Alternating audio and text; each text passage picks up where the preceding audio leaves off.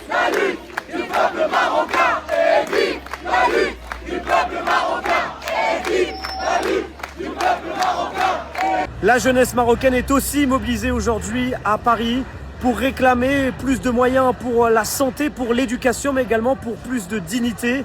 C'est aujourd'hui qu'ils se sont mobilisés à quelques pas de l'ambassade du Maroc et de la Tour Eiffel en solidarité aux manifestations qui se déroulent au Maroc depuis près d'une semaine maintenant et qui sont portées par la jeune génération. Je suis allé à la rencontre des manifestants aujourd'hui qui m'ont expliqué pourquoi ça leur tenait à cœur d'être présents aujourd'hui dans ce mouvement de contestation.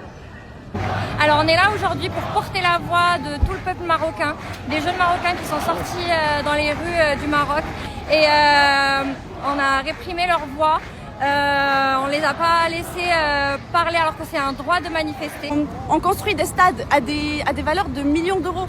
Et en fait, je trouve qu'on devrait d'abord privilégier en fait des droits qui sont fondamentaux pour le peuple marocain, tels l'éducation, la dignité et la santé.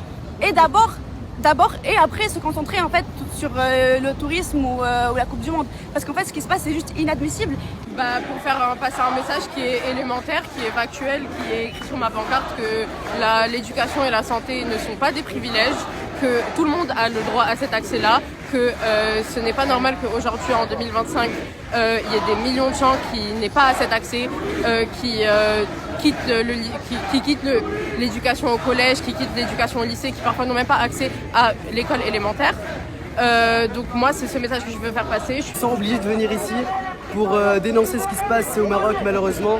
Et cela c'est depuis très très longtemps et c'est maintenant que le peuple, on va dire ça comme ça, qui se réveille et que la génération Z a mis en main et on voit du coup le voix du peuple. Et du coup on est là pour dénoncer et pour demander tout simplement nos droits comme l'éducation et aussi la santé. Malheureusement récemment au Maroc il y a eu 8 décès de 8 femmes enceintes à l'hôpital de Hassan II à Agadir. Et du coup c'était parmi les éléments déclencheurs aussi.